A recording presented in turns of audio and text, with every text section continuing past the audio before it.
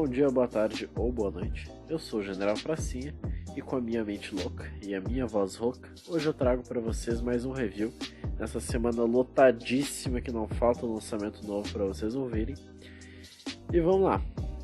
Hoje eu trago para vocês o review da música Mente Louca do Sir P, que é uma música muito densa.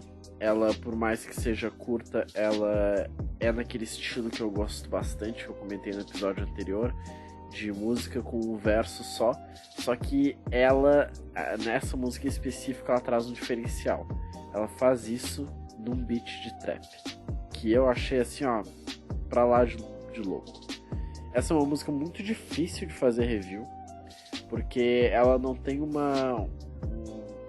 ela tem um caminhar de certa forma linear, mas que os versos e a rima e a poesia, ela tá entrelaçada num crochê em que tudo começa e não é começa e termina, que tu consegue separar os versos em 4 versos. Ela tá entrelaçada, como se os versos se abraçassem, os versos se dessem as mãos, um crochê de poesia, que eu achei interessante ver assim. Um paralelo que eu falaria aqui, eu comparei a música anterior com Racionais, então essa que também é uma música de verso único, eu acho que daria pra gente chamar de Racionais do Trap. Eu acho que ia ser um jeito interessante de ver isso. Mas enfim, bora lá, vamos pro review. Minha mente louca com minha voz rouca, visão embaçada fora de lugar. Começando direto com o nome da música, esse é um artifício que eu acho muito interessante para tu fazer o público lembrar o nome da música. É uma coisa muito boa, muito útil ter essa ferramenta em mente.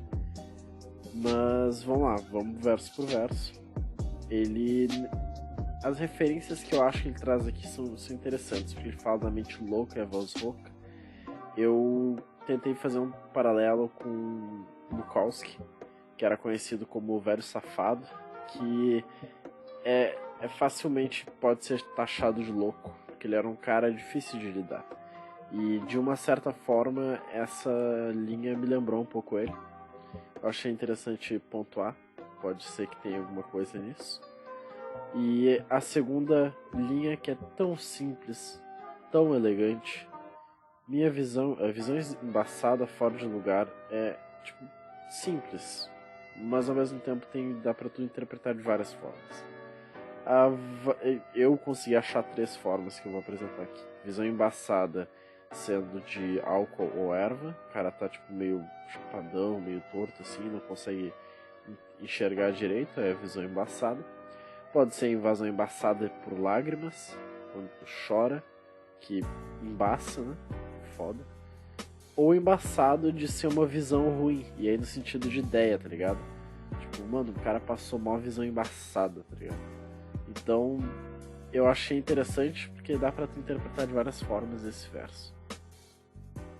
Me afoguei na amargura e aprendi a nadar. Às vezes dá vontade de mergulhar e pro fundo desse mar, só sem pensar, os pulmões enchendo de água, enfim parei de respirar. Aqui eu achei uma frase assim, um início bem robusto, bem profundo, e eu tive que pegar 7 linhas direto para analisar, porque ela, como eu falei, elas são todas entrelaçadas. É que ele fala das angústias dele sufocando ele, e a maturidade de aprender a lidar com elas, de ser obrigado a criar essa maturidade, essa responsabilidade, que é quando ele fala que aprendeu a nadar. Fala da tentação de se render a essas angústias, quando ele tem vontade de mergulhar. E eu acho interessante trazer uma frase de Nietzsche, de Friedrich Nietzsche, um filósofo alemão, que ele dizia que se tu olha tempo demais pro abismo, o abismo olha de volta pra ti. Que é, se tu encara demais essa depressão, essa angústia, esses medos, essa talvez até vontade de morrer, parece que essas vontades começam a dialogar contigo. E essa é uma frase super profunda, tem diversas interpretações, não quero entrar nisso agora, mas eu acho interessante apontar isso. Essa frase combina com quem tá falando aqui. E só de pensar nas angústias dele, sufocando ele, ou como ele diz, enchendo os pulmões, a ansiedade já ataca. Então só de pensar em ficar sem ar, o cara já fica sem ar. Que é o que a ansiedade faz contigo, sabe? As vozes disseram que eles disseram que eu me perdi. Fiquei perdido tentando me achar, me olhei no espelho e não reconheci. O rosto é o mesmo, só um pouco mais velho, com o mesmo olhar de anjo sem asa. Passando por depressão, ansiedade, aqui agora a gente lida com insegurança. E a insegurança te fazendo presumir que as pessoas estão falando de ti. A perda de identidade que a depressão te faz sentir, tu tá tão mal que tu não se reconhece mais. E é isso que ele fala logo em seguida. Quando ele se olha no espelho, não se reconhece.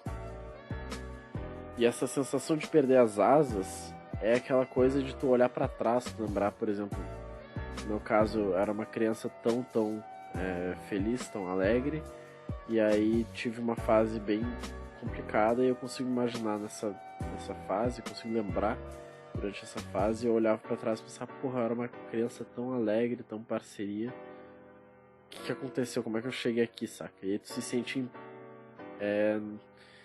impotente, que tu é como se tivesse perdido tuas asas, sabe? E também pode ser uma referência a um anjo caído. A gente tem a referência mais óbvia seria Lúcifer, mas talvez ele tenha alguma referência mais profunda, porque o Lúcifer não é o único anjo que cai, vários anjos seguem ele depois. Mas pode também ser só uma referência ao símbolo do anjo caído, que é uma coisa a se pensar. Ódio em brasa, com dor que embrasa, suspiro de mágoas dentro da minha alma. Só não bate palma para se calar. Eu dou risada, mas não é piada. O ódio em brasa que ele cita aqui pode ser o cigarro dele sendo fumado para descontar a raiva. E aí essa dor que embrasa, essa dor que aumenta, enquanto o ódio ele vai sendo queimado ali na ponta do cigarro, ele está sendo internalizado. É como se ele botasse o cigarro na boca e puxasse o ódio de volta para dentro dele, internalizando esse ódio, que quando internalizado vira tristeza e vira esse suspiro de mágoa dentro da alma dele, que ele fala no verso seguinte.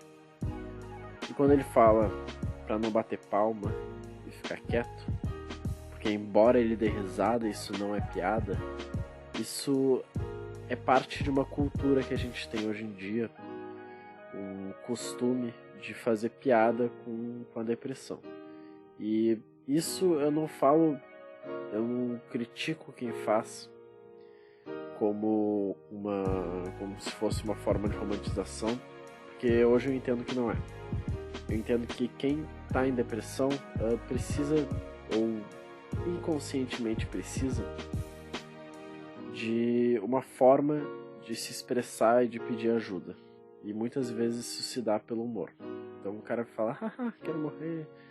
Quando o cara faz uma piada nesse estilo, às vezes a gente ri e a gente não percebe que essa piada ela tem um fundo muito forte de verdade. E a gente acaba normalizando isso, que não é certo. Neurose ativada, com aditivada. Minha mente é o caos, até quando ela tá chapada. A neurose ativada pode ser uma brincadeira com a neurose normal, essa neurose de ficar imaginando cenários, esse nervosismo, essa ansiedade. Mas ela também pode ser uma neurose que vem com as drogas. já que a gente chama essas drogas de psicoativos, quando ele diz neurose ativada, ele pode estar brincando com a ideia de psicoativo e de que aquilo ali está trazendo a neurose para ele. Enfim, ele continua falando que a mente dele é um caos até quando ela tá chapada. E é uma coisa que eu digo muito pros meus amigos, que essa história de tu tá mal e tu descontar nas drogas, ela é uma espiral descendente. Porque não adianta a droga, no fundo, ela não te distrai, ela só amplifica o estado que tu tá. Se tu tá mal por causa de um término e tu bebe, tu vai lembrar da pessoa e tu vai ficar pior ainda. Porque a gente tem essa história de beber pra esquecer, mas o álcool ele ativa no teu cérebro a parte que te ajuda a lembrar, que é total contraditório. E maconha ela não vai te deixar melhor, ela vai ampliar o estado que tu tá. Se tu já tá mal, tu vai fumar um e tu vai ficar numa bad. Isso serve pra qualquer outra droga. Se tu tá mal e tu vai usar droga, cara, tu vai ter uma bad trip, não tem outra. Então, assim, primeiro tu se acerta consigo mesmo, depois tu tenta se divertir, sabe? Tu vai brincar com recreativos. Não muda as ordens dos fatos. E talvez não seja o que ele quer falar, mas eu acho que é uma das interpretações para essa frase. E eu acho muito importante falar isso. Tô preso no paradoxo, o ódio anda ao lado do amor e amor anda ao lado do ódio. Não nego que choro, mesmo que não tenha como ver. Sair de novo a caminhar sem rumo sozinho, sem medo do acontecer. A prisão nesse paradoxo entre ódio e amor é uma coisa que é muito intensa de se mostrar aqui. Ele fala do amor andar ao lado do ódio andar ao lado do amor, que é essa história, porque o amor ele é uma aposta muito alta, pode dar certo e pode dar errado. Quando dá certo, dá muito certo, quando dá errado, dá muito errado. E a gente sofre muito por causa de amor, a gente é muito feliz por causa de amor. Então é uma relação que para alguns é de alegria e tristeza, uma relação que para outros é de ódio e amor, como é pra ele. Mas, enfim, logo após ele não nega que chora, que é aquela lembrança de, poxa, por mais que eu tenha essa cara aqui mais de malandrão, por mais que eu tenha essa vibe mais pesada, por mais que eu esteja sorrindo no rolê, eu sou humano, saca? Eu choro no meu quarto quando tô mal. E eu acho legal porque eu trago mais um paralelo com Racionais. Não dá, sempre que eu puder eu vou fazer isso. Que é aquela... não vou dizer que é uma referência, eu não acho que seja, mas eu acho que dá uma... depois desse som, eu fui logo ouvir Jesus Chorou, saca? Eu lembrei, porra, saudades de Jesus Chorou, e eu fui lá ouvir, saca? Essa brincadeira de, poxa, cara, eu também choro, eu também sou humano, Jesus era humano. E ele continua falando que, mesmo que não tenha como ver, né, o choro dele, ele sai de novo para caminhar, sem rumo, sozinho e sem medo do acontecer. Aqui alguém pode criticar cegamente que é só usar um verbo no infinitivo para rimar, porque isso é fácil, e ele tá rimando ver com acontecer, mas essa frase ela tem uma profundidade não perceptível a todos, que eu acho muito interessante. O que é o acontecer? É que nem quando o Titãs vai falar do acaso. Ele fala do acaso, aqui o Sr. P fala do acontecer. Vou sair de novo sem medo do acontecer. É que, por exemplo, quando tu vai sair de madrugada e tua mãe vira e te diz: ai filho, mas pode acontecer alguma coisa contigo. Nesse ponto o cara tá tão mal que ele não tem medo do acontecer. Não importa com o que pode acontecer. Então eu achei muito interessante. Eu gostei bastante dessa forma de usar esse verbo, que é substantificação. Eu inventei um verbo, mas tudo bem, ele inventou um substantivo. O que eu quis dizer com isso? Ele transformou um verbo num substantivo. E eu achei isso muito interessante. Eu achei uma coisa bem criativa, bem única. E foi uma coisa que me pegou bastante nesse verso. Nos Estados Unidos não, ignora o que eu falei. No inglês em si, tu tem essa facilidade de transformar qualquer coisa em verbo. Então, tu pode virar e falar, just Google it. Seria só procura no Google. Só que ele transformou Google em um verbo. Saca? Eu acho sensacional. Aqui ele usou do português como uma ferramenta de fazer o contrário. E eu achei criativo pra caralho. Tentei me conter, mas me joguei do alto e caí. Tentei me foder, mas o acaso me fez existir. Porque quando a vi, sem nem pensar eu sorri. Me submeti, tive que resistir. Nesse verso, nesse ponto, ele não resiste à tentação imposta no início da música.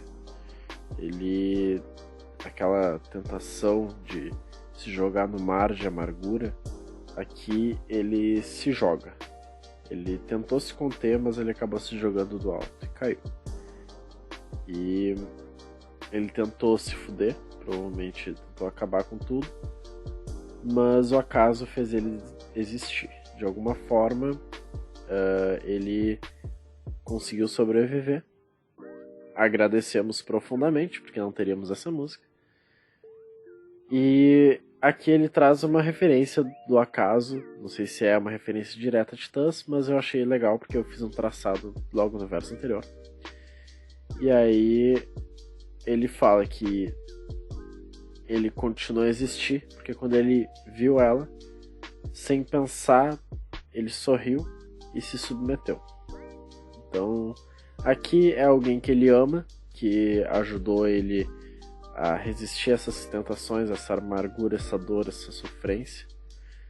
E talvez seja uma mina que ele ama, ou talvez seja a mãe dele. Eu achei interessante, podia ser algum familiar isso. Tem que ser feminino, porque ele disse que a viu. Então eu chutei que fosse a mãe, pode ser uma tia ou uma avó.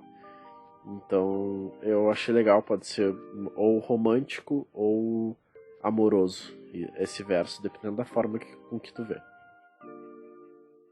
Será que um dia vai valer a pena tudo isso aqui? Eu já morri, revivi e voltei só pra mostrar que ainda tô aqui. Ainda quero sumir, mas meu medo é você não ter mais ninguém pra te ouvir. Por isso que eu não vou ir, por isso que eu não vou ir. Não fique com medo se eu estiver bebendo demais. Ando dopado de Rivotril, Ritalina e Torreste e o doping me traz. Então ele questiona se vale a pena viver. Fala dos momentos em que ele já morreu por dentro e que ele voltou. E essa é uma referência a Belchior, que seja direta ou indiretamente, consciente ou inconscientemente, isso é Belchior. Pelo menos aqui no Brasil, essa história de tu ter que morrer pra tu renascer melhor, que é tu enterrar aquelas convicções que tu tinha no intuito de evoluir. Então é uma coisa que muitos artistas têm falado disso hoje em dia, e que eu acho muito importante falar disso, e muito importante honrar aquele que começou a conversa sobre isso.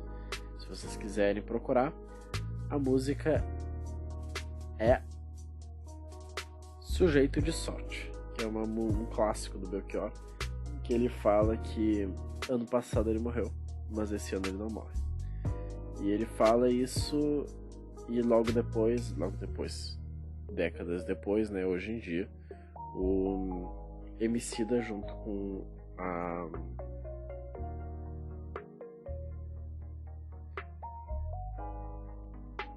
Pablo Vittar e a Majur, eles fazem uma música usando uma sample da música do Belchior.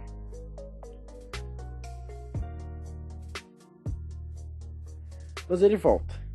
E ele não volta por ele. Ele volta por essa pessoa importante para ele. E ele fala que ele tem medo de que se ele partir, essa pessoa não vá ter mais ninguém. Por isso que ele não vai ir.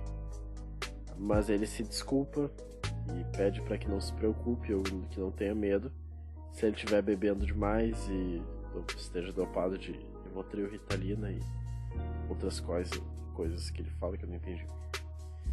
Mas é um bom final, é um final impactante.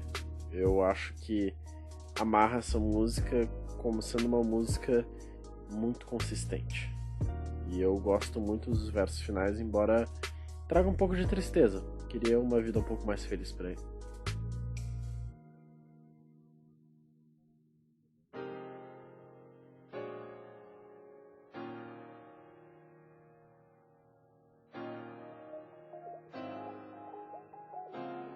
Conclusão. Essa é uma música sensacional.